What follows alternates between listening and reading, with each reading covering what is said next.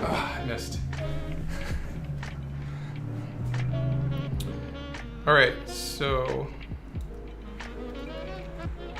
what I was gonna do, so I'm having trouble installing one of our community applications called eTailor from Marty on the forums. So I was gonna look at that. This is Marty, the pink teapot. Here's eTailor. It's relate backwards, in case you're wondering. But it's a C++ implementation of HTM. Marty says it's very fast, but I wasn't able to get it built on my Mac. And I'm not sure why. Well, I'm not sure what my problem is. I really would like to try and run this just to see how hard it is to build something with. Maybe put a little, quick video together on doing something with it. But I haven't gotten it built yet. I saw there was a Docker file though, and he's got examples. I haven't looked at the examples yet. Maybe I should. Okay, so this is a paper, rock, scissors, and it's dependency. I don't know what tinydnn is, but I don't read C very well, so feel free to correct me if I say anything that doesn't sound right, because I've never written a line of C++. I've written some C#, but okay. So we're constructing a network. We've got an RNN player. RNN to me means recursive neural network. Is that what this is? This is tinydnn. Does that mean dense neural network? I'm not sure what the acronyms quite are standing for. That's what there usually are in the machine learning world. Construct network. NN_GRU. And I know this is supposed to be like a parallel system. GPU ready, right? Tensor ready.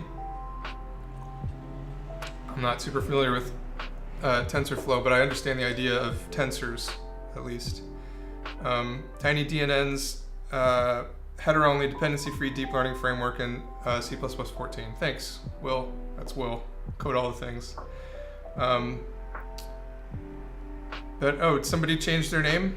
Thank you, New York. Who were you before? now I'm not sure. The Glory Cannon. Okay, cool. I never made any assumptions of what that was in reference to, so I won't. Yeah. Here's Marty's post. Yes, I got it up there. That's where I got this link to. So I was looking at some of his examples. So I want to try and get this running, but I don't think it's really appropriate for an HTM Chat Time session because it's going to be highly technical. So anyway, it's like it's some environmental problem with my Mac and Mojave, and I'm having problems with C++ compilation on Mojave. I always have some problem with my Mac. Okay, so we have an HTM player. So this is for paper, rock, scissors. This may be the better place to look at. So I'm just trying to interface an RNN player and an HTM player. So we're gonna have, oh, I see. So he's competing, they're playing against each other. So he'll have an RNN, that's why he uses the tinydnn, and they're gonna play against each other. So the HTM player has a last state, temporal memory depth.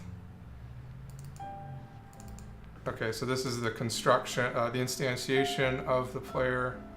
We compute given the last opponent's move. So we're learning the sequence of the opponent's last throws, paper, rock, or scissors. I'm wondering, well, this is probably just a simple example, but it probably matters what your last move was too. Maybe that's what last state provides, so that would be it. So this is essentially an HTM system learning the change of state over time that's encoding your move and the last opponent's move and predicting, I assume, I'm not sure if it's going to predict your next move or the opponent's next move. It could possibly predict both and then sort of weigh them against each other. to make a decision on what to do next. This is cool though, I like this. So the moves are paper, rock, scissors. Converts agent predictions to agent move. Yeah, so we predict, our predictions are gonna be our next move essentially.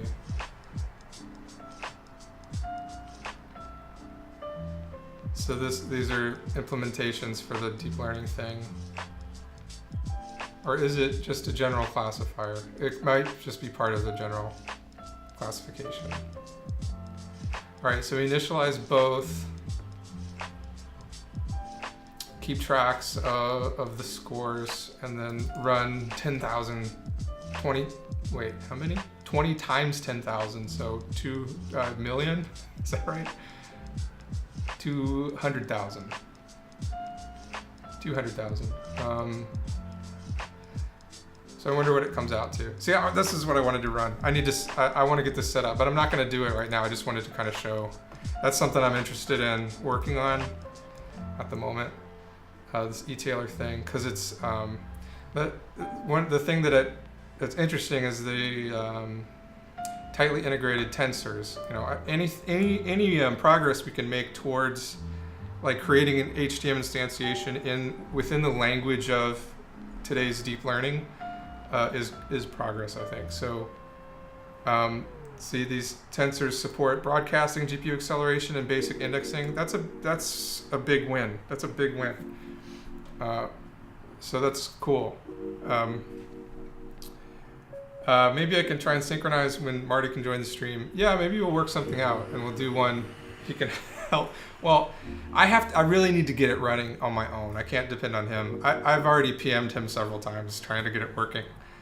But once I get it working, maybe we could do a session. I don't want it to be like a debugging session. I'd rather it be something more useful to people who are watching out there. But that's a good idea. In fact, I'm gonna write it down. Let's see. And I'll even let you guys watch me write. I keep lots of notes. Where are my notes? That's for NAB. Okay. What was it again? Synchronize the time with Marty, right? E-tailer, Marty, sync on stream. This is assuming that I have already gotten it working. Okay. Oh yeah, okay, so next I was going to talk about this delta encoder. Someone on the forum posted about a delta encoder. Oh, by the way, I always have to, here's our, I'm going to get rid of this. Here's what we're working on later, the create spatial polars diagram. Let me just do this. Let's see, that. All right, sometimes I just need to pull things off the screen and I still want to look at the same screen, so where are we here? Buckets and bits, delta encoding, here we go. I've now put together a delta encoder that I think works as expected. Okay, so a delta encoder is supposed to, so I've never made a delta encoder, so let me caveat that. That's definitely something we should probably add to building HTM systems at some point, but I have never actually made one. There is, I think there's information about it. com/papers. I'm pretty sure in the, this is an old one. Was it in sparse distributed representations? Encoding data for HTM systems. This is a great document. Scott Purdy wrote this. Here, I'll paste it in chat if anybody wants to read it. But this is what I built all of my encoders off of. Was reading this document. This came, a lot of these sections are verbatim going into building HTM systems because it's exactly what we're describing. And I took a lot of these diagrams and turned them into interactive visualizations. So big thanks to Scott. Okay, so here's a section on the delta encoder. So let's read through what Scott says about the delta encoder. Come on. I'm having browser difficulties. Just a moment here. Okay, a delta encoder is designed to capture the semantics, and I'm reading right here. Hold on. Get my mouse highlighter up. I'm reading right here. The semantics of the change in a value rather than the value of itself. But the thing that I don't understand initially about this is you have to have a starting point. So your first input, you have to have, your first input can't be encoded essentially, or has some encoding for null or something like that. And then everything from there, how do you judge the relative distance, like as things jump around? That's my initial questions, having never read into this before. This technique is useful for modeling data that has patterns that can occur in different value ranges and may be helpful to use in conjunction with a regular numeric encoder. Excuse me, translation is you might want to encode two values or several values as scalar encodings and also encode a delta between those values if you know like there is some relationship between them. A simple example of where you might use a delta encoder is when trying to predict a value that's constantly increasing. We've talked about this on the forum before, if you search the forum. Falco says, sounds like a deviation curve. That sounds like the right term. I don't know. Send me a link if there's, in statistics, there's probably a deviation curve, statistics, standard deviation curve. Yeah, that's what we want. Standard deviation curve or just any deviation curve? Not sure that it matters. More general term. But this is more of a static thing, it looks like.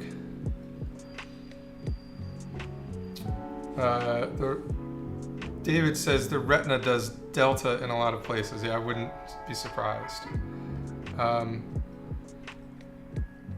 Oh, this is just about this. No, I wouldn't say it's necessarily like the standard deviation curve, I think.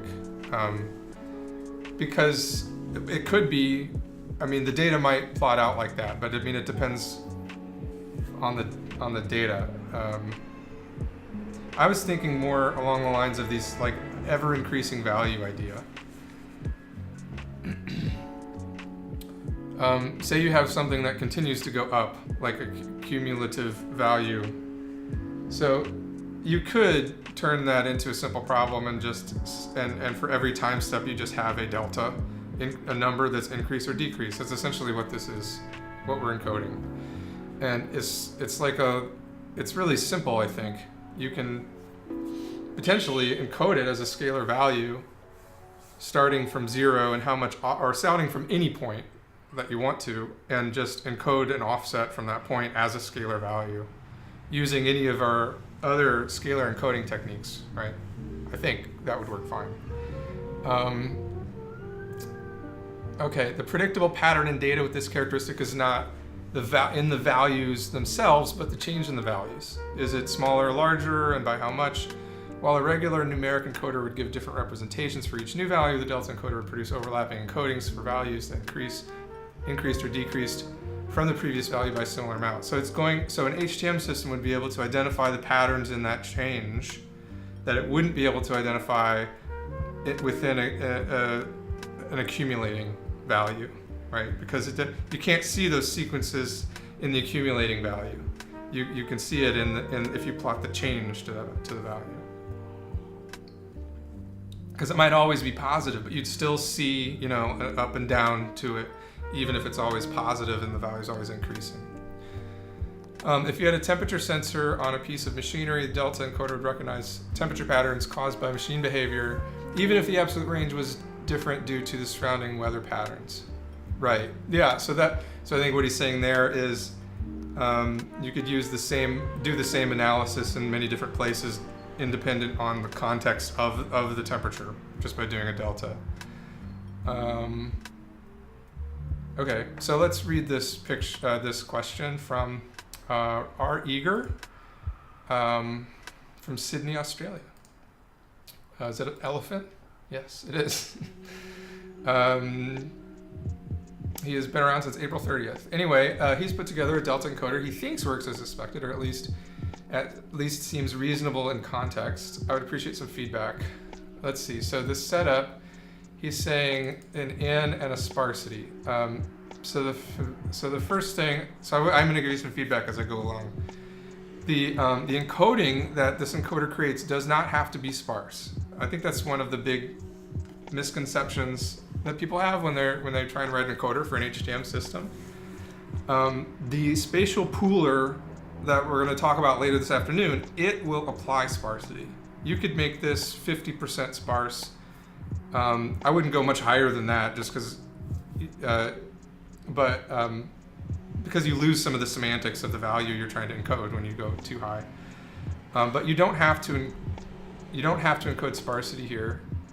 I see that's why you have the W of 10. So I'm assuming this is the output that you're trying to get and a range in buckets. So range from 0 to 232. And I'm assuming since you have the same amount of buckets, you've got 1 bucket per value.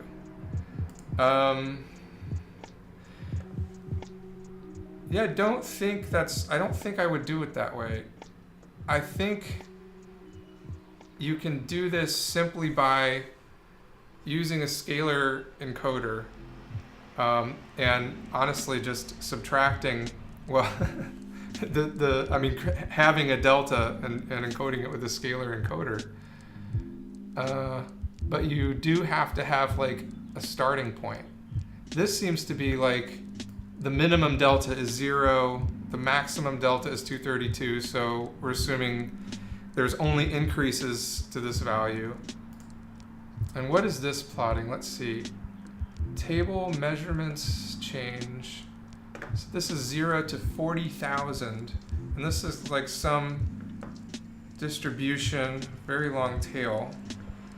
Of what? Okay, so this is 0, this is the min and the max, so these are values. So this must be a sample distribution from a bunch of deltas from the data.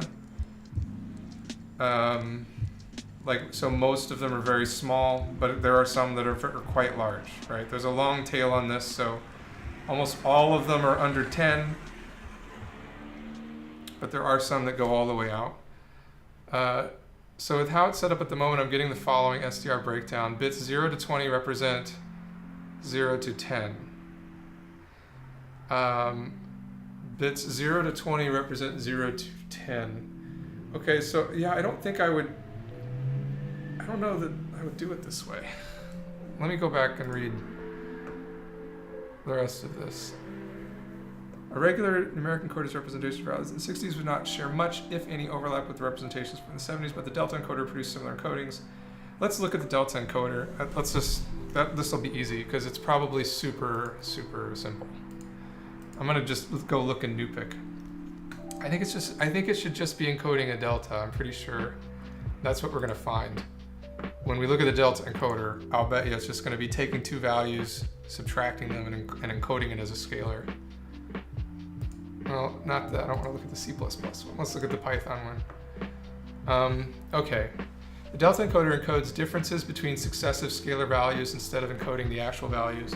So it's probably just going to keep a memory of the last value and subtract them.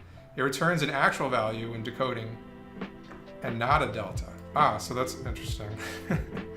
That's on decode though. So yeah, it sounds like a pre-processed encoder. Let's see what this takes. Min value, max value, periodic,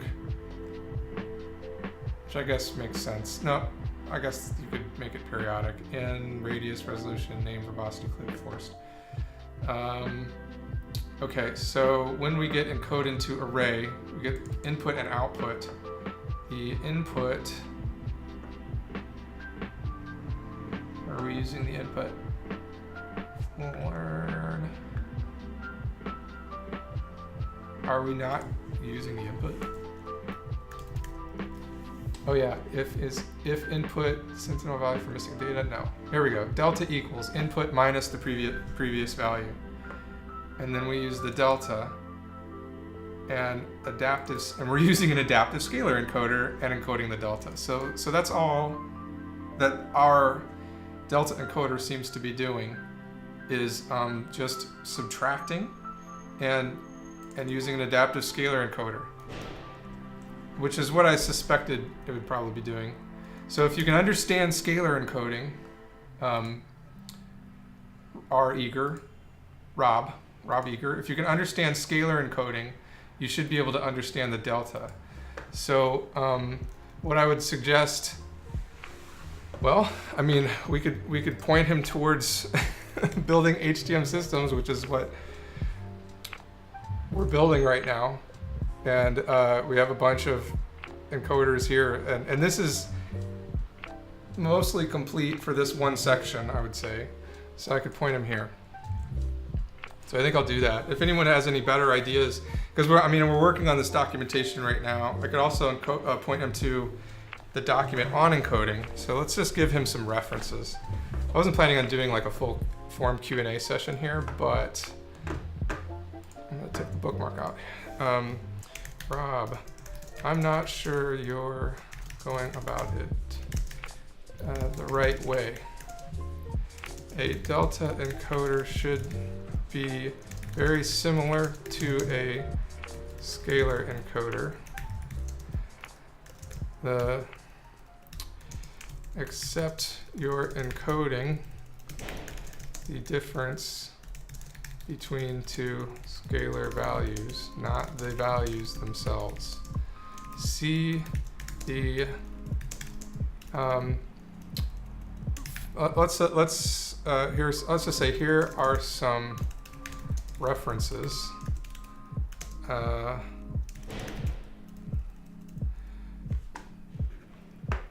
Coding, there we go. Encoding data for HTM systems.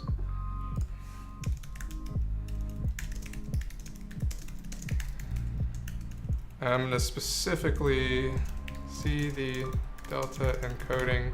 What was it called? The delta encoder. Okay, see the delta encoder section. New pick delta encoder. That is here. Okay. And what was the other? Oh yeah. Let's call it BHTMS encoders, scalar encoders, number encoding section. I'm going to say this doesn't contain a delta encoder example yet, but these scalar examples should help. All right. Okay, I'll mark that. Well, I'll add the video to this also. Okay. And back to the Friston paper I'll do in a moment. Right now, I think I need to, let's go here again. I'm still getting used to my buttons. I need to look at my calendar for a minute because we should have an HTM Hackers Hangout coming soon. I forgot the last one. I totally forgot. Honestly, I got so wrapped up in all this Twitch stuff, I totally forgot to even schedule it. So I'm working on that. Hold on. Google Calendar. Got this on Google Calendar, I'm pretty sure. Yeah, so there should be a Hackers Hangout this Friday at 9. I think I should be able to do that. Let me check. I don't think I have any events at the moment.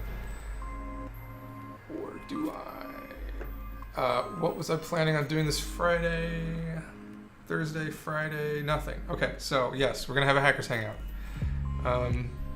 Falco, am I planning on adding what to the website? Sorry, I might have missed that. Hackers Hangout 9 a.m. Definitely the Hackers Hangout. The Delta encoder. To building HTM systems.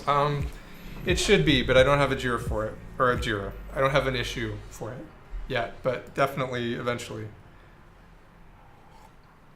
We are pushing through. I'm trying to do spatial pooling stuff right now, so I skipped a lot of encoding stuff that I wanted to do, but we're not going to do it. Okay.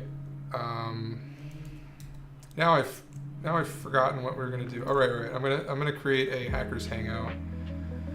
I gotta do this on YouTube. This is a pain. YouTube's not nearly the live. There it is. Live events. You guys can see this. I don't mind. I'm trying to schedule a live event. This changes all the time. It's so frustrating. Okay, HTM Hackers Hangout. And this is going to be not today. This is going to be Friday not today. Why does it do that? Friday at 9. Okay, and the end time is going to be 10. I always give it an hour. Sometimes we go over, sometimes we go short. Okay. I'll just leave it at that. Okay, I don't have this on the form yet. I keep forgetting I want to... Whoops. Sorry. I am,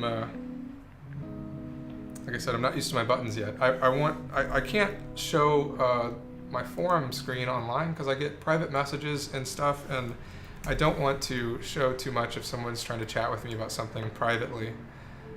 So I have to be careful about what I'm showing here. So I'm just going to create a new topic. This is in Talks and Events, and it is HTM Hackers Hangout. Okay, new topic. HTM Hackers Hangout. There we go. No agenda yet, because I just haven't. This is going to be a live event. I'll think about this. Right now I just want to get it on the books. Once I get it on the books, oh, come on.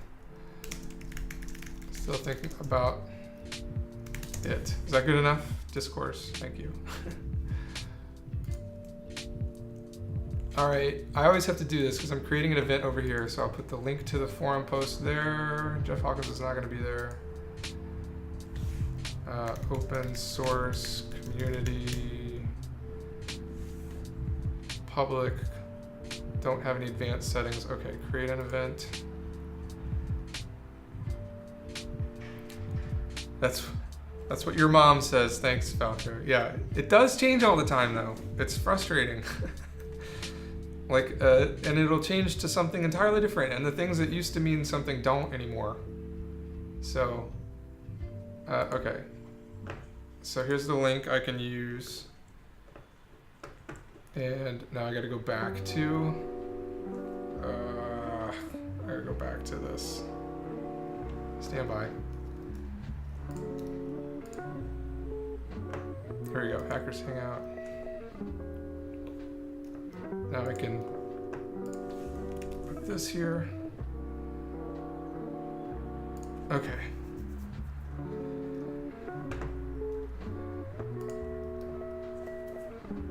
Oh, I gotta put the date too. June 7. All right.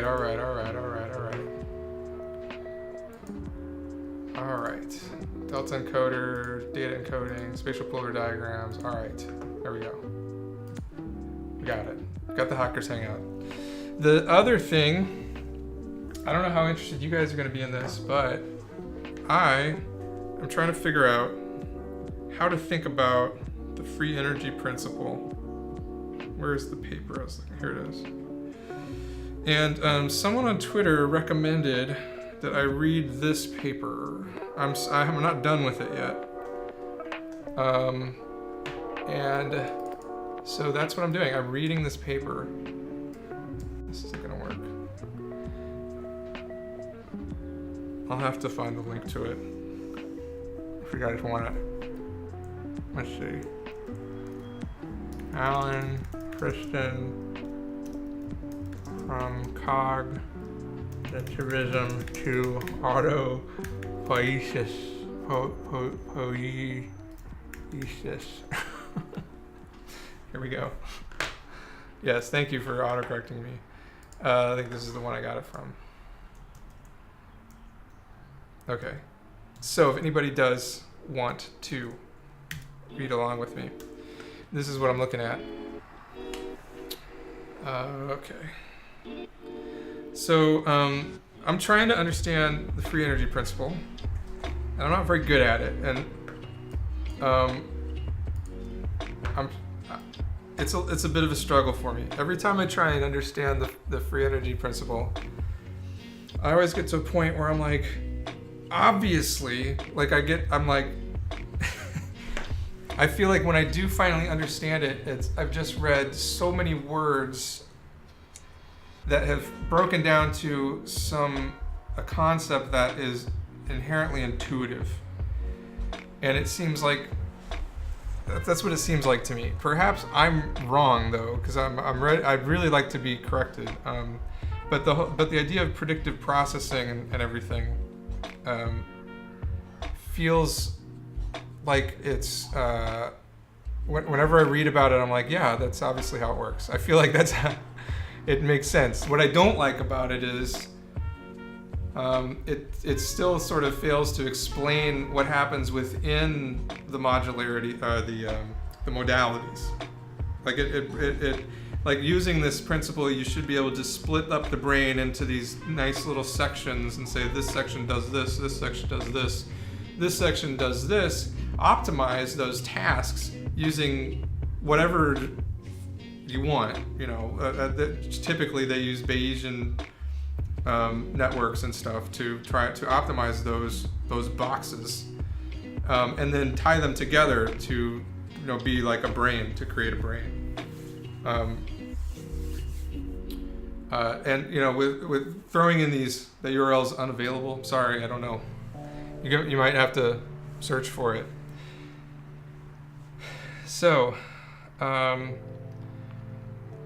trying to understand, and one of the things I wanted to read this is because Micah Allen is a well-respected neuroscientist. I follow him on Twitter.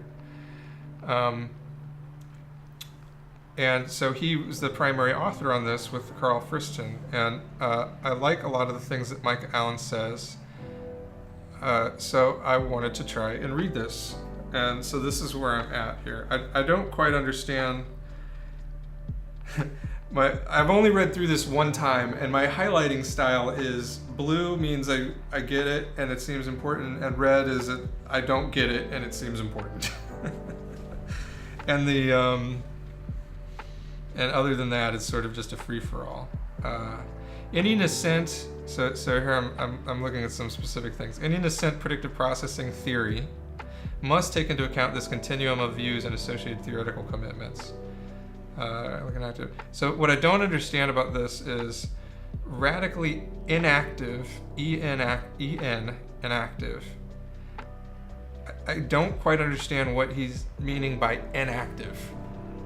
The question of how to position predictive processing with respect to inactive and embodied cognition. I understand what embodied cognition means, I think, because I think that's something that we also claim to need.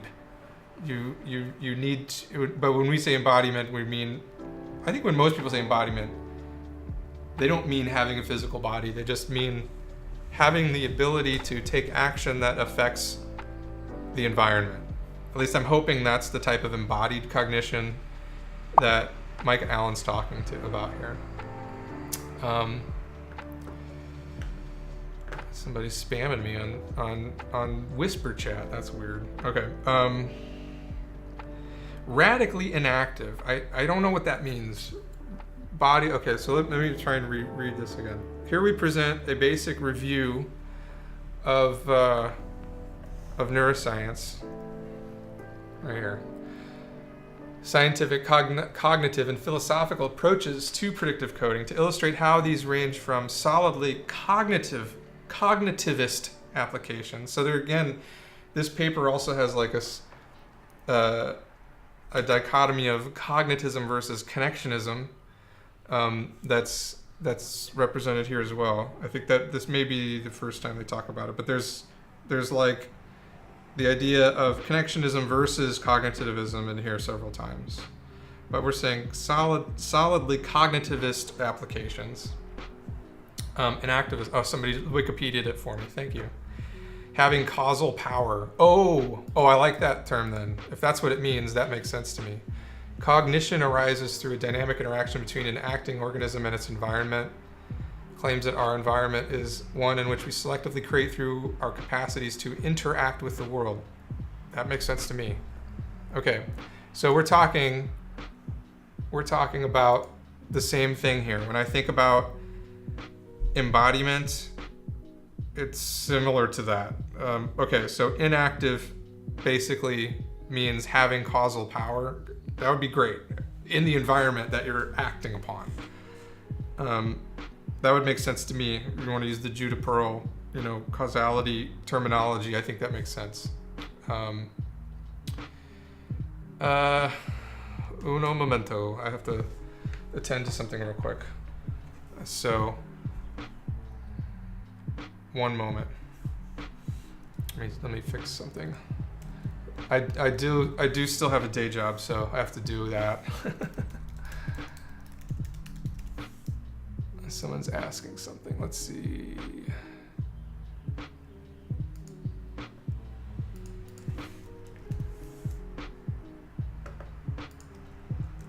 Okay. This is just about, we have a new intern and he's got to sign the contributor's licensing agreement.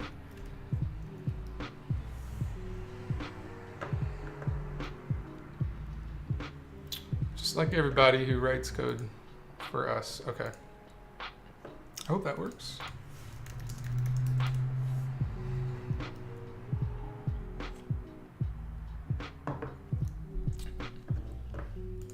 All right, back to what we were talking about here. So another autopoietic. So let's Google that too, because what was it? It's like there it is. Autopoietic systems. Autopoiesis. Poiesis. Auto meaning self, poiesis meaning creation or production. Oh, self-creating system capable of reproducing and maintaining itself. Reproducing, okay, hold on. Maintaining itself, sure. Reproducing, I don't usually think about that. So that's what we're talking about when we say from cognitism to autopoiesis towards a computational framework for the embodied mind. Why are we talking about autopoiesis in this case? Yeah, but why would something be making a copy of itself? Unless, maybe they're talking about this from a less alarmist standpoint and just saying, when you train an AI, you can copy it over and over, and those things can then go learn new models. Like, take for example the idea that you train something that can move in an environment, in a very generic environment, and then you have some like base agency that knows space and time and its body, and now it can be pulled out of that environment and put into something similar enough, and at least one where the sensors work the same way and the space-time laws of the environment work the same way. Then you should be able to transfer that learning into whatever environment if the environments are similar enough, meaning space and time and sensor set are the same. But then each one of those copies can then specialize, can like learn other things, go into different environments, go, for example, a desert environment, a forest environment, whatever, and then continue to interact. And one will start learning, oh, this is how I navigate in sand, this is how I navigate over big plants, whatever. It's that sort of idea. If that's the type of idea we're talking about, then I can get on board with it. A formal synthetic account of how internal representations arise from autopoietic self-organization. So I'm not so sure about that. That doesn't make sense to me.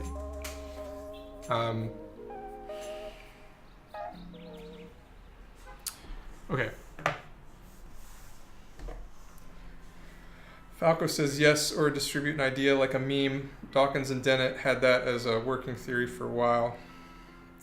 Yeah, I read The Selfish Gene. That really changed how I thought about life and everything, and the direction life was taking and what life was doing.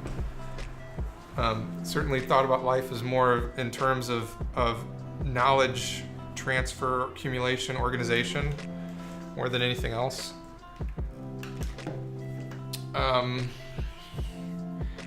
But I'm not, that maybe it is maybe they're talking about mimetic transfer. I don't know.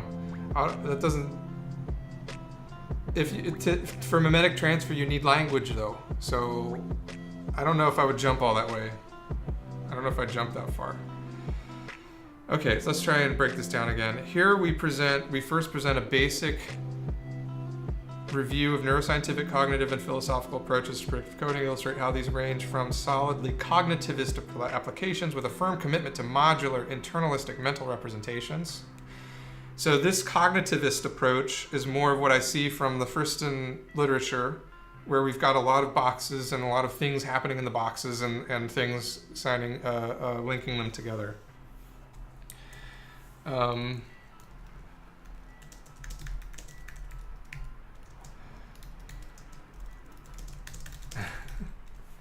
Okay, so that's what I think about when I think of cognitivism. Am I wrong in that? Does that make sense? At least that's what this description says, the modular internalistic mental representations. And that's on one side of it, the cognitivism, to a more moderate views emphasizing the importance of body representations. So I can see that being sort of the other side of the argument, body representations. Yeah, I think that's probably important. And finally, to those who fit comfortably within radically inactive, embodied, and dynamic theories of mind. Okay, so I assume that's what they're going to present now, because they're talking about the one side, the cognitivist approaches, to the other side, the body representations, to somewhere that's more comfortable, where they're calling radically inactive, embodied, and dynamic theories of mind. Any nascent predictive processing theory, and they're saying of attention or consciousness, must take into account this continuum of views and associated theoretical commitments. Okay, I think I can understand that a little bit better now that I've thought it through. Sounds like bloatload of buzzwords to me. It could be.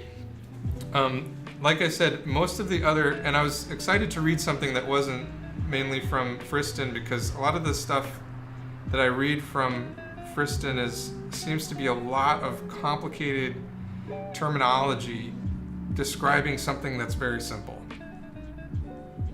And unless I'm understanding it wrong, but the free energy principle, as a final point, we illustrate the free energy principle attempts to dissolve tension between internalist and externalist accounts of cognition. That's loaded. That's loaded. What does that mean? This is what I have a hard time getting past. By providing a formal synthetic account of how internal representations arise from autopoietic self-organization. This doesn't make any sense to me. None of this makes sense to me. If anybody can help me understand this, what does this mean?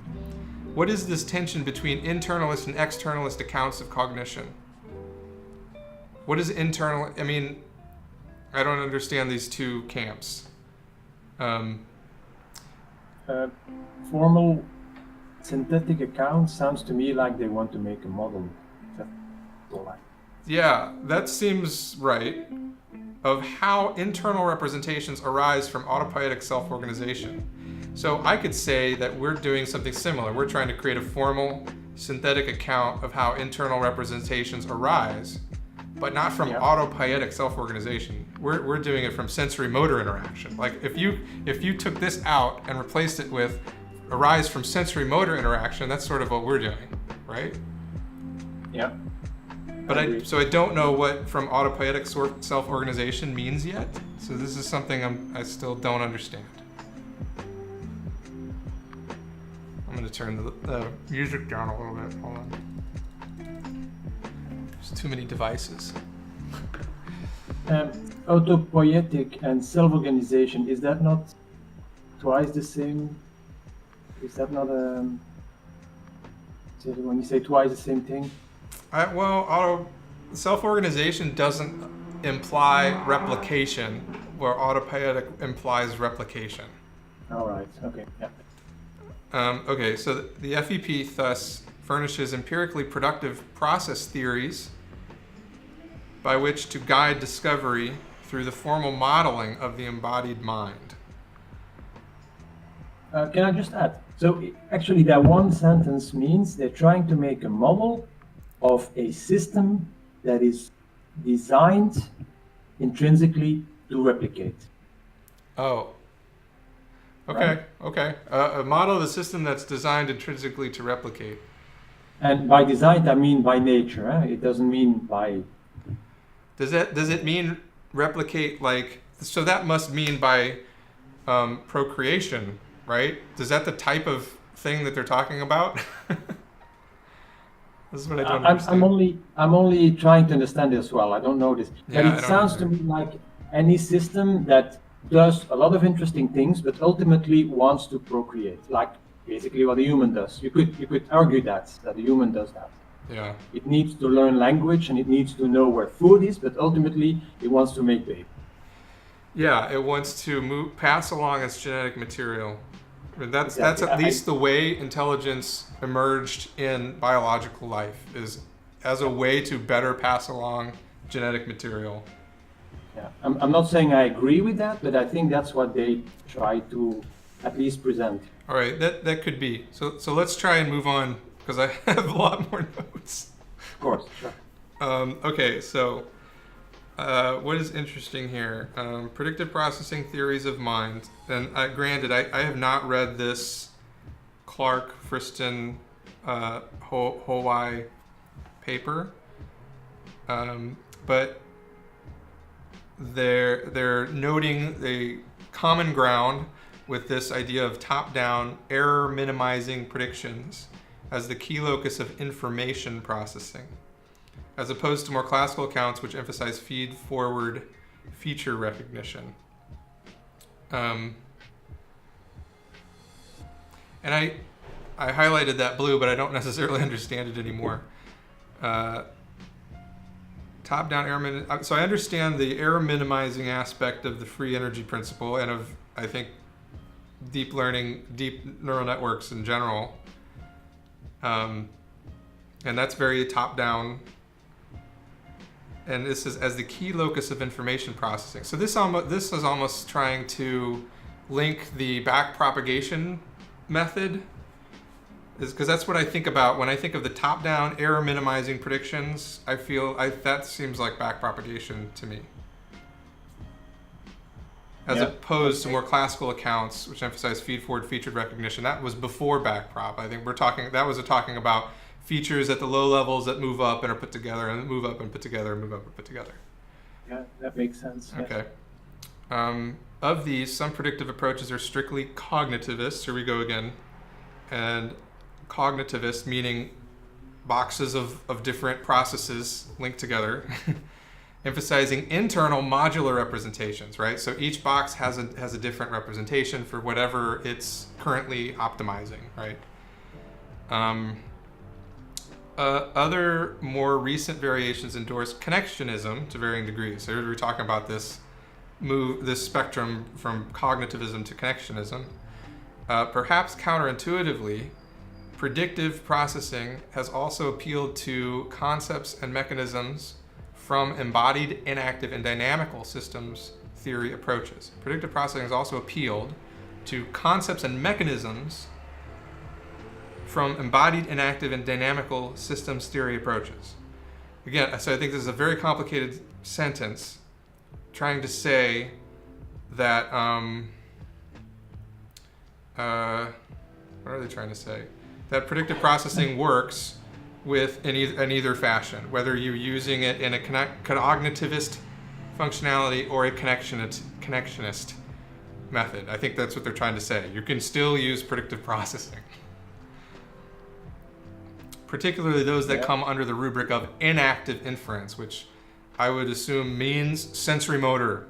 I mean, anything, if we're talking about inactive, the ability to have agency within an environment, you have to talk, I mean, that includes sensory motor integration, the ability of an agent to learn space, essentially what we're always talking about grid cells and navigation and all that stuff. Yeah. I agree with that last part. Okay. I don't know. Does anybody else have any thoughts on this? Is this, I'm also interested, is this something that you would like to see on the stream? Because I read a lot of papers like this, and I mark up a lot of papers like this too. And I wonder if it's interesting to other people for me to go through and sort of discuss them afterwards, because it sort of helps me, because I like to get another person's opinion because I don't always discuss these papers with anybody, I just read them. To me, it's absolutely fantastic, but I'm not really a reference.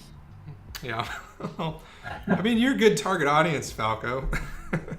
You're somebody who's really engaged and has a good understanding of pretty much the theory and the direction we're going. So it's so incredibly important. I think Mark Brown is very into this. Well, not especially in this paper, but in lots of papers.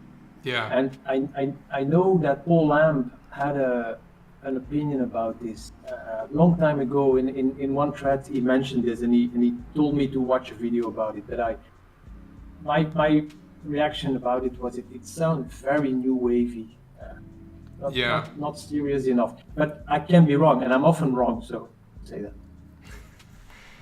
Yeah, it's very high level, I would say. Tying this, so there's different kinds of neuroscientists. There's neuroscientists that operate very close to the wet biology and are trying to understand how neurons, specifically different types of neurons, are interacting with specific types of things. And then, I mean, but you also have to think about neurons as populations and the population effects of neurons, and you can do so much high-level theorizing research, and in many ways it's the type of stuff that we're doing too, but it's hard to pin this down to specific biological concepts, right? That's what I have trouble with the free energy principle. Like, you can tie it down to some broad ideas of processing in the brain, but it seems really hard to tie down to distinct biological processes and things that are happening at the cellular level.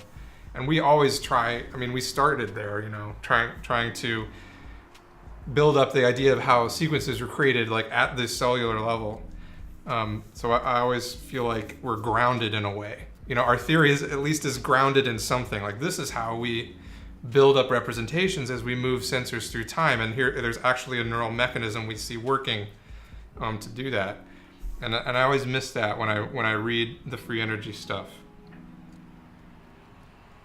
The thing is, why I don't disregard this is that these guys have clearly thought about it for a long time. Oh yeah, no, these are smart guys. Exactly. Yeah. So I mean, there must be something there. Maybe it's wrong, but there must be something. No, I think there's something there. But I think it's hard to nail down. And like I said, from what I read about it, like, they're doing a lot of the models have a lot of math, and they're trying to optimize these different processes. And when it comes down to it, it feels like what the thing that I learned from this is that the brain's doing what I always thought it was doing in the first place. It has certain urges and things, and it's trying to optimize by taking actions in its environment to reach goals. But that's what I keep coming back to when I read free energy. Is there's all different ways, processes, descriptions of that, in lots of different ways. Yeah. Anyway, I wouldn't say it's wrong. It's just hard for me to understand and tie it down to biology. That's why I wanted to read this, because Micah talks a lot about the insular, and Fristen's been talking about the insular lately, which is a part of, I think it's a cortex, insular cortex, which is it's like an associative area, right? I think it's the one that regulates emotions. That's right, interoception and emotion stuff. So it's an entryway from the body, sensations of the body, interoception, proprioception, maybe not proprioception, but definitely interoceptions, emotions, to have a representation in the overall representation of your brain, right? It could be like one sensory input processes your vision. This could be something that processes that, and it adds its representation to the environment that you're in, the objects that you're talking about. You know, you might have an object that invokes emotion when you see it. That's because of that part of your brain, right? It's very, very small, but very important. The way I've read about it is I'm very interested into narcissism, and the only neurological correlation with narcissism that I found had to do with that part. Yeah. And narcissists apparently have, it's not certain, but they have a smaller insular, how do you say it?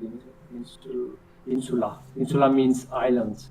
And there is a part that is smaller, and that part that regulates our empathy. And so if you have a smaller insula, they deduce from that, I'm not saying that it's correct, they deduce from that people are not capable of feeling the same way. That makes sense. They have not the same empathy. Yeah. I mean, because if it's a bit off topic. No, but yeah, but it totally makes sense, because it's like it's your ability to, your empathy is like modeling another person. If you can't model emotions of another person, or if you have a smaller ability to model the emotions of another person, that means you're not as empathetic, right? Yeah. Charles, oh, not Charles, is it Chuck? I'm sorry, I know you from Twitter. I'm gonna put this on hold here. Oh, so here's a free energy prince. Is this a good video to watch? Christina interview? I'll put it to the side and watch it offline. Oh, it's autocorrect for Friston. Yeah, I've watched a lot of his interviews. I think I might have seen this. Yeah, I've seen this interview. But again, I mean, it's very hard for me to take his description of it and, I don't know, nail it down to neural processes. You know, it always comes in the form of, here's the interesting thing. The thing I liked about this paper, let's get to that. The thing I liked about this paper was something like this. I liked this graphic.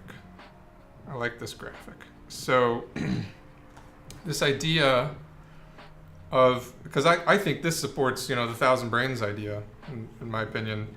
If you're talking about all of these different models coming from all these different parts of your cortex, sort of circling around, and I would think of hierarchy as like the fringes being the low levels, just like as you see here, the fringes being the low levels, and as you go up towards the center, you're going up the hierarchy.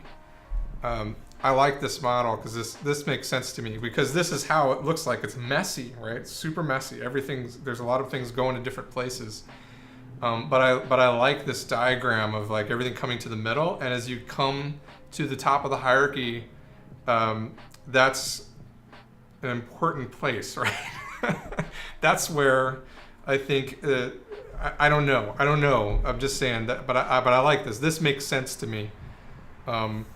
Whatever is here where it says self-model, you know, is to be understood, I think. But I like that diagram a lot because it incorporates your proprioception and your interoception, wherever that's coming from. And it's a general model, so you can plug and play. You can say, okay, well, I want a system where I've got this sensory hierarchy coming in over here, and this sensory hierarchy coming in over here, and there's something, and you can sort of, by placing them in the right place, you give them some connection to each other, some lateral connectivity by placing them in the right place sort of around this. So I like that aspect of this paper. They're almost at noon. I'm going to start, I'm going to do, whoops. I don't know which button to push. I'm going to start at 1 doing building HTM systems. So in the meantime, before that, how many pages is that paper? This Friston one? 24. 24. But I haven't read all of it yet, and I don't want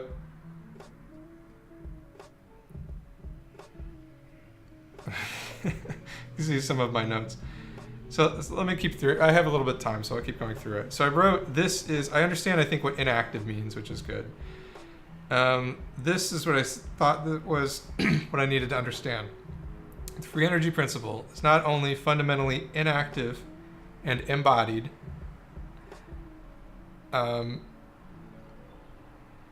which seems similar, those two terms seem very similar to me, but further offers a synthetic, empirically productive resolution to long-standing disagreements between internalist and externalist viewpoints. Let's talk about internalist and externalist viewpoints. I think I know what the difference here is now. Internalist, I don't know which is which. I would assume that the internalist viewpoint is that each one of these modalities or models or whatever in this system has an internal black box, right? So you could think of it as a Bayesian parameter system, tuning system, and you can't look into it and understand what it's thinking. It just optimizes. I think that's the internal viewpoint. External viewpoint, I think, means you have to understand the processing and what's going on there. It's not. I think that's what that means. But I'm not certain, excuse me. From modularity to the dynamic mind, the ability to predict future states is essential for the efficient control of perception and action. This notion has a long history in cognitive science. For example, it talks about Helmholtz, efference copies of motor commands, all of this I understand. I don't think this is, I think this is just a reference to a model that is way too simple. Our perception of the world was as much inference as sensation. Yeah, I agree with that. Okay, initial action initiation generates a copy of the motor command. Yes. Our conscious sense of agency depends on the comparison of expected and actual states. I agree. Okay, what is this bit? Along these lines, Chris Frith argued that the sense of agency depends upon the interaction of two feed-forward comparators. Maybe that's what we were talking about here, I think. No, that's something different. Okay, two feed-forward comparators. One comparing desired and predicted states to generate a feeling of control, and another comparing predicted and estimate states to generate self-ascription. Okay, so two comparators. So this is more old brain type stuff, I think. Oh, Falco's got a definition of internalism.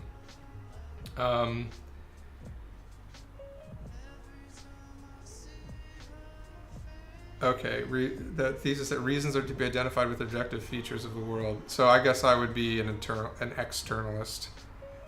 Internalism is no fact about the world can provide reasons for action independently of desires and beliefs. That doesn't make any sense to me. I think externalism is the way to go, right? Reasons are to be identified with objective features of the world. I mean, yeah, okay. That seems like a very philosophical debate, and let's skip it, because I don't think it matters. And ascription is the attribution of something to a cause. That makes sense. So assigning causality. Hi, Ronan. Nice. Thanks for joining us. I'm reviewing a paper, a neuroscience paper that's sort of a neuroscience / computer science paper by Micah Allen, who is a prominent neuroscientist, and Carl Friston, who is the inventor of the free energy principle. So this is a couple years old, but I would still call it pretty bleeding edge neuroscience AI type stuff. This is not necessarily state-of-the-art deep learning. It's more theory research. I'm trying to understand the free energy principle. That's my goal here. So I've read a good portion of this paper, and I'm just reviewing it with people to discuss some bits of it that I don't understand. So where was I? Okay, here we go. I was trying to understand this bit. I got spun up this weekend reading about truth, starting from a criteria of truth. That's a good thing to get spun up on. Honestly, if you're looking for truth, you're on the right path. If your goal in life is to find truth, that's a good generic goal. And it'll lead you in some interesting places. It'll lead you to some places you didn't think you'd go. Is internalism related to Hume's stuff about terminal goals? I don't know. I haven't read Hume. Heard him referred to a lot. Okay, so these two feed-forward comparators. I don't quite understand this, but I think this is much more old brain. I'm not sure that this is right. If it's psychology or not, I just don't know. Okay, so this model explains schizophrenic delusions. Philosophically speaking, comparator-based models are unambiguously cognitivist, which makes sense because they're boxes of processes, right? Information processing proceeds within the confines of the brain by compartmentalized modules. This is exactly what I usually think about when I think about the Friston, most of the Friston stuff. This emphasis on functional localization and modularity led directly to attempts to identify various comparators in the brain. So you can look at the brain and see all these different places in your cortex where you know certain things are happening. And a lot of this is to try and put a box around this and say, this is doing this process, this is doing this process, and then figure out the ways they're connected. That I think that's the cognitivist method of going about this. But let's move on to these comparator models. Crucially, comparator models are agnostic regarding the specific mathematical computation underlying their function, which can be explained by a variety of Bayesian methods or Bayesian or non-Bayesian mechanisms. Okay. Such models are thus ultimately functionalist in nature. Particular behaviors are explained to appeal to a revision of modality-specific prediction errors. Okay, so this is where I put, this is basically what I think about names of processes surrounded by boxes and arrows. And this is one of the things that Mark Brown complains about, I think, when we talk about FEP. So what does this mean? Although the elegance of comparator models has led to experimental and clinical applications across a variety of cognitive, social, and affective domains, it should be clear that they are predictive processing revision. It should be clear that they are predictive processing revision of cognitism, rather than a radical new paradigm. Predictive processing revision of cognitism. Okay. So that is, okay, so he's talking about the old way. All right, so he's just saying there's nothing special about this old stuff. It's old stuff. Okay, so I think he's just sort of summating the FEP, the old idea of FEP, whether it's Bayesian or non-Bayesian, whatever. So the radical predictive processing, the connectionist approach, this is, I think, the meat of it that I'm trying to nail down. What is this all about? Is the connectionist approach. Is internalism related to, oh, I already read that.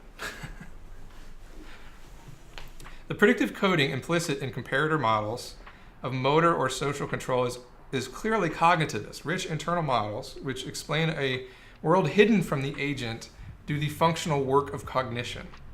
Such applications of predictive coding are at best, ignore embodied and inactive cognition and are at worst irreconcilable. I can agree with that. So he's sort of dissing the comparator models and saying this is the connectionist approach is the way to go, which is good because that's what a lot of the neuroscientists seem to be going. I talked to Conrad Cording recently, and he said he would consider himself a connectionist. I think that's what he said. Let's check the interview. Okay. So I hadn't quite understood all the rest of this. You can see it's not quite as marked up. You can tell where I started losing. I want to understand this RPP thing, but I don't understand it yet. And I think I can still go on. I do have to go grab lunch at some point, and I want to start broadcasting building HTM systems in 1 hour about. So I have about 1 hour, so I'm just going to keep reviewing code. For any of you new folks out there, I'm trying to understand the free energy principle, because I've always had a hard time understanding the free energy principle, which is a Carl Friston joint. And by reading this paper, primarily authored by Micah Allen, who is a neuroscientist I follow on Twitter, and from this idea of moving away from cognitism to connectionism, but I still haven't quite understood this link to autopoiesis yet, which is, I think, the ability to replicate. So from cognitism to like the ability to replicate towards a computational framework for the embodied mind, I still don't quite understand the title. So I obviously haven't understood the paper yet. Where was I? Yeah, I think this is where we're at. So just a quick aside. I'll be streaming for most of the day. My name is Matt Taylor, by the way. I work for Dementa, if anybody's new here. I'm just doing HTM Chat right now, which is the blue area. And I'm talking about this Micah Friston paper. I've already done the Hackers Hangout, so all this other stuff is done.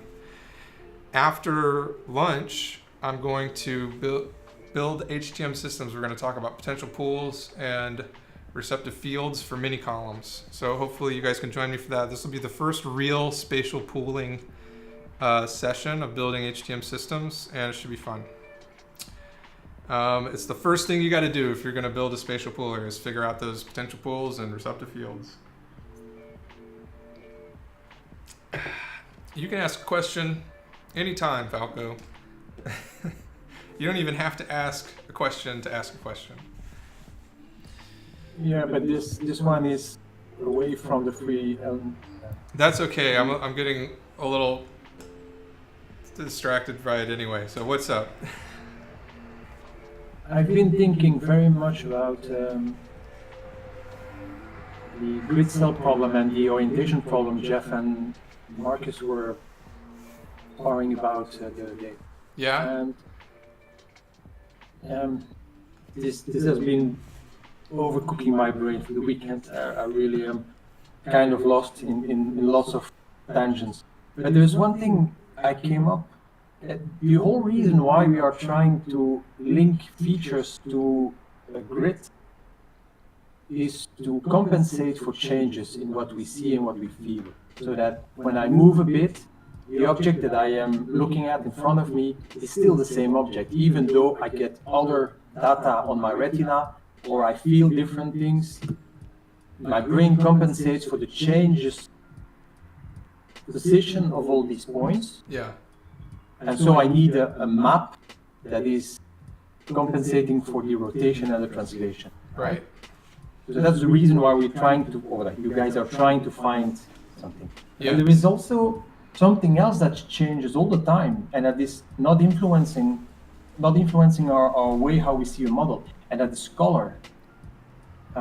When the sun breaks through and my shoes change color, all of a sudden I'm not wondering, hey, what is that thing that's on my feet? It's something different. Oh no, it's my shoes. It's still my shoes. So changing of color has probably the same impact, maybe even a bigger impact on my making models, and so maybe the same how do you say, the same adaptation or the same compensation should also compensate for changes in colors. And I would just want to throw it in there, and maybe you can think about it. Maybe there's something we need to look at also. Well, I think that something like color. So I think about it like this: there's a space around you. So your brain is representing space. It has to represent that space, and you can think about space as an potentially infinite number of features that can be sensed at each place, each spot in space. So it's like a high-dimensional array. In this 3D location around you, at this point, there's a whole lot of features. And color, for example, the color of my glasses or whatever, maybe I can find something that actually has a color. It doesn't really matter. But the color is a feature that you sense in that space. And the way that color changes based on the environment is, I think, it's a property of, honestly, the planet that we live on, right? You part of your, like, when the color changes, your brain's never confused. If you have something sitting on a table and a cloud comes over and it suddenly looks like it's more green than yellow, but just because the light changed, the characteristics of the light of the environment changed. Your object representation is the same. You recognize it's the same object, but its representation to your senses changes depending on the context of the object. So I don't think color is special. I think color is just like a texture. It's the same type of attribute of an object at a space in the object's frame. Like orientation, it is special. I think it is special. In that, and I think that it's special because because it exists on this planet, right? All life on this planet evolved under the forces of gravity, and gravity gives us a default orientation by pulling downward, right? So I think there's a natural orientation for most objects, and that is the orientation under which we generally see them in reality. Because gravity forces sort of objects to have an orientation, right? And I don't think color is the same thing.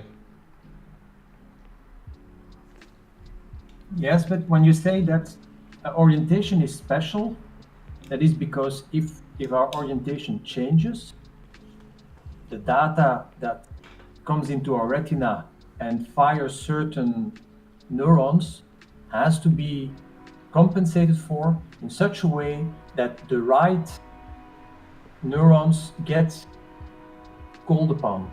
So I look at my phone and I turn my phone around, and I still have to fire those neurons that say, no, it's still the same phone. This is not another object. So it's special because we are changing something, but our brain has to recognize it's still the same model. And I think anything that does that should be counted on as the same kind of special. Because if you say my screen all of a sudden lights up and becomes white, that's a dramatic change. I'm sure a lot of neurons in my head are going to fire differently, but somehow at some level, some neurons have to say, nope, it's still the same phone. It's just on now, but it's still the same phone.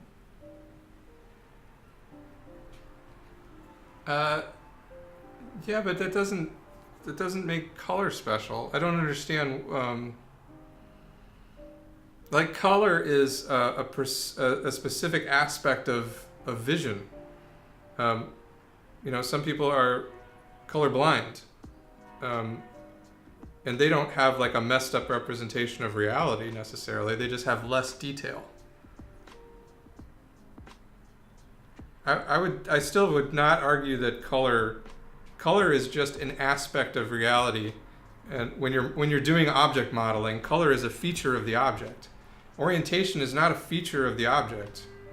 It's an inherent vector, right? It's how the reference frame of the instance is oriented in space as it intersects something else. It has to intersect something else. It's definitely special.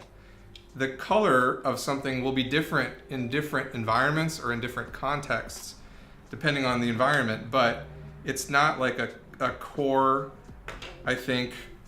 It's not something we have to account for in the architecture of the layers that we're trying to do. I think orientation is something we have to account for. Like, I don't think there are certainly cells in your brain that fire when red is red, when you see red, you see something that's red, right? But I think that's more of an intersection with objects that you're viewing.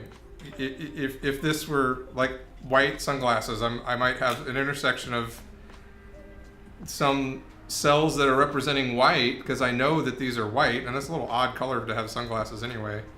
But the orientation of the sunglasses are not specific to sight, and color is specific to sight. And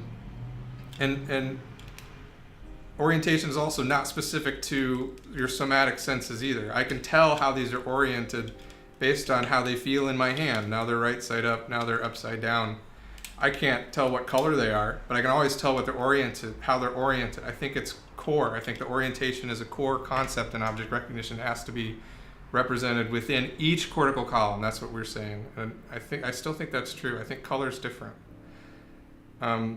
So, Justin, I still didn't get your first name. Color stability is hard. It can eat up a computer vision system. Yeah. I think in our eyes, it's much more efficient. And Blue Banana says it is very specific in the colors we accept as valid for an object depending on its material. Well, yeah, you could certainly see a pink rabbit and be surprised, right? Because you've never seen a pink rabbit before or something to that effect. But if you see a few pink rabbits, you're going to stop being surprised by it, right? Because you will have learned to associate a color with an object, and you can do that with anything. How cool is it that a random guy like me from Finland could just tune up into top research? Like, this isn't top research. If you want top research, let me show you where you can get it. I'm not even a researcher. I'm not even typing on the right keyboard here.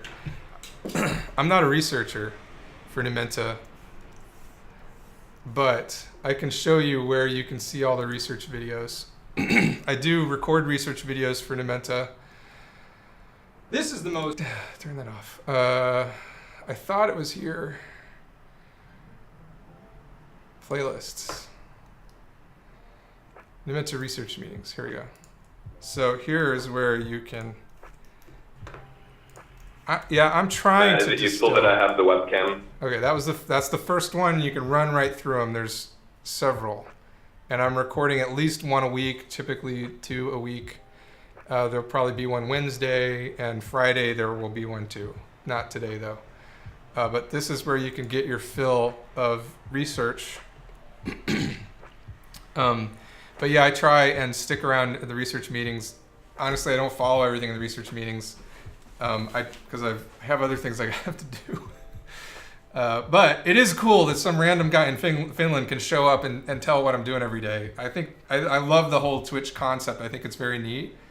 And so I'm excited to be sort of working in this space because honestly, go out there and look on Twitch and there's very few people talking about this type of work, especially artificial intelligence, machine learning, neuroscience. I think there's one other channel doing neuroscience. It's Ina Beta. He does neuroscience stuff. Chris. Thanks. I like to know who I'm talking to. I couldn't remember your first name. But this channel is pretty unique on Twitch, especially since we're doing real research, and you can tune into those research meetings every week. So I'm glad you recognize that. Tune around. Give me a follow. If you stick around long enough, I will gift you a subscription. That goes for anybody for as long as I can afford it. There's a cool experiment. Excuse me.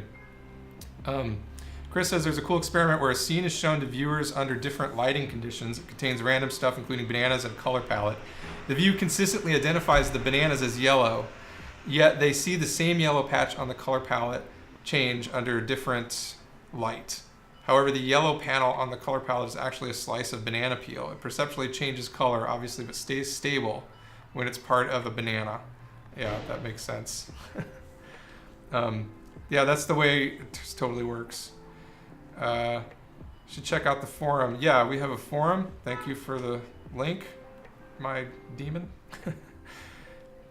And there's always Suraj. Suraj is a great guy. I like him. He did a video on Numenta once. And it's funny because I didn't even know this, but I started engaging Suraj to do something on Numenta before he did it. And when I started making HTM school videos, and I didn't know he had some video from the past where he got a little diss in on Numenta. I can't remember what it was. Like he was talking about companies that didn't do anything or didn't produce anything, and he said like, yeah, Numenta or something, which was which was weird because we had been putting some papers out and we open sourced our code. But afterwards, he did a video on Numenta, which I was very happy to see. We got a ton of views based on that video, like more views than I've ever gotten on YouTube. And it's all came from Suraj. And there was a New York Times article as well that got good views, but Suraj did better. Suraj gave us more views than anybody. And his video wasn't quite accurate. He called Nupic an autoencoder. And it's much different, really, than just an autoencoder. Brain. Thank you for the follow from Finland. Appreciate that. Okay, let's go back. We are I have a little bit more I'm going to try and get through on this paper from Micah Allen and Carl Friston. And then we will well, I'm going to take a break for lunch. I'll keep streaming, and I'm going to go grab something to eat and come back and do building HTM systems. And Kondo, if you're interested, or anybody new, this is what I'm going to be doing after lunch. I'm going to be actually doing these visualizations. We're going to be making the first steps toward building a spatial pooler, which is to identify a set of mini-column potential pools and receptive fields. And that's going to be interesting because I'm not sure if we'll get this whole thing done. The potential pools will be easy. The receptive fields, however, I don't know. I'm not sure I'm using the right terminology. Yeah, this will all be easy. This will all be easy because I'm not sure I'm using the right terminology. This is really just the the potential pools. I think that's it. So I think we will be able to get through all of this, but that should be fun. And we'll be using D3. I think this will be easy. Honestly, Falco, I think it'll be easy. Because I know how to do all this stuff. Except maybe the checks and X's, but that should be easy too. Okay. I think this will be, I'm ready to jinx myself. This will be easy. We're gonna knock this out. We did the last one and I was happy that we got that done pretty quickly. I think you'll be surprised at how easy it's gonna be. Let's do a quick overview of this. In case, if anybody's new, this might be a good introduction. Is anybody new? Does anybody have no idea like how HTM works or anything that I'm talking about when I talk about mini columns and temporal memory and sequence memory or spatial pooling, the HTM neuron, distal dendrites, active dendrites, anything like that? We got 10 viewers now. I just wonder who's actually interested in an overview or not. I used to be able to tell. There we go. But the idea is we're looking into a layer of a cortical column, and each one of these layers has a bunch of feed-forward input that it can sample from. And there is this mini-column competition between the mini-columns in this to represent the input coming in. So Con watched a video and read an article a while back. Well, definitely go to HTM School. That's my, let's see. I'm trying to get the link in here. So I have a whole video series about this, but this is gonna be an interactive document. So each one of these mini columns has a different potential pool of connections, and that's what we're going to be visualizing. We're going to take just one mini column. We're going to focus on one mini column, which is just a group of pyramidal neurons, and we're going to zoom in and we're going to look at just its potential pool, which you can see on the right here. This one mini column's potential pool, and we're going to visualize it that way. We've already did this. We did this one last time. Mark Brown won at chess. Congratulations. I was gonna go to lunch soon, Mark, but it won't take me very long. And then we're gonna come back and do this part. I'm very excited about this because I know this will be fun. And then we have the receptive fields bit, which is a little bit different because we need connection strength, right? And for connection strengths, we have to decide the initial permanences. So then it gets a little bit hairier because we're going to be creating more data structures as we do this. Initially, we're just going to have a data structure where each point represents a mini column and each point has a list of ones or zeros or a list of indices that represent its potential pool. Each mini column is going to have one of these. And then as the input comes streaming through this screen, because we're going to have a streaming scalar data thing. I know you've read the papers, Mark. Oh, about the free energy principle? Yeah, it was just an exercise of me trying to understand it a little bit better. Anyway, this is what we're getting into. Potential pool, receptive field, and then this is going to be the fun part because we have to build a spatial pooler to actually represent the mini column competition. So I'm excited about that. I don't know when we're going to get to it. Probably pretty soon, but we got to do these two first. But judging from how fast our last one went, I think we're going to speed through. So,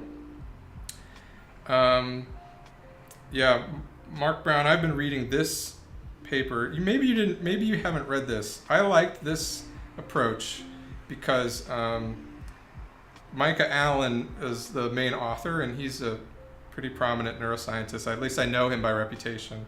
And I'm trying to understand his take. Like this seems like sort of his take on free energy and how free energy could be applied to connectionist models versus cognitivist models. That's what I'm getting at here. But I still haven't quite gotten to the meaty details of what he calls radical predictive processing. That's the next part that I think I need to read this part offline because I don't get it yet. I've got a few things. I like this model though. What do you think about this chart, Mark Brown? This would be interested in your opinion on this if you want to pipe in. But I really like this. I'm going to delete some of this stuff. I really like this this presentation of sort of the hierarchy, with the fringes being the outer layers and they're being connected like that. Can I get the encoders for the hypothalamus outputs? I'm not yet. I don't know yet. Anyhow, so that's a strong framework to drive learning. Mark is referring to, I think, the fully connected networks that we're eventually going to be talking about. Hold on. I have it on the calendar. It's for June 21st under our events here. Fully connected deep learning networks, hot field networks, Boltzmann machines, and how they might exist in brains. And Mark's gonna join me for that, I think, over Discord, over chat.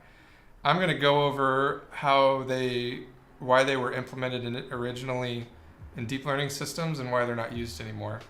And then we can talk about Mark's thread on the old brain. Oh, I keep doing this. We'll talk about your thread. I'll bring it up later. Mark says this works the same way as the thread thrust streams. We're learning from both ends, stronger guided learning. Threads? I think there's a typo. I cannot parse it. I can't parse the typo.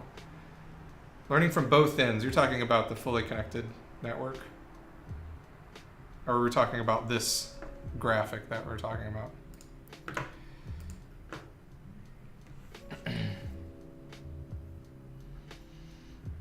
In this case, it is not so much as in the Friston paper, not so much as both ends of parallel guidance for learning. So you've read this Micah Allen one too? I'm still confused about this autopoiesis. I don't see that happening anywhere. I don't understand how he's using that in any way. It's from autopoietic self-organization. What does this mean? I'm really confused about that part of it still. Autopoiesis meaning like self-replication in some fashion. But I don't understand how that concept relates to this radical predictive processing. Maybe I'm just not there yet. Maybe I just have to get through this session. All right.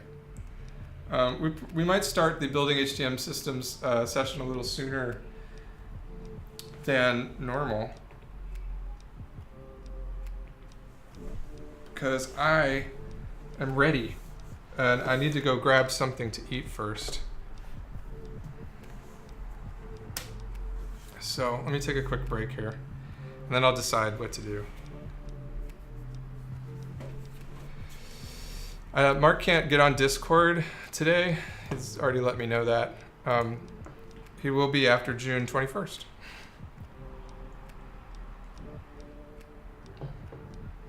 I'm gonna leave this. I'll be back. I'm just gonna use the restroom. I'll be right back.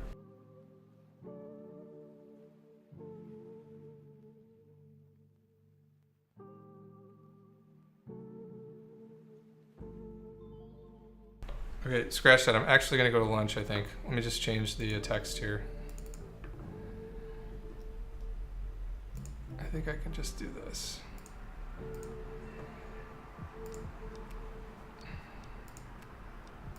There we go. So I think this should still loop. I'm gonna go grab something and I will be back to chat, and then we'll switch over to building HTM systems. Excuse me.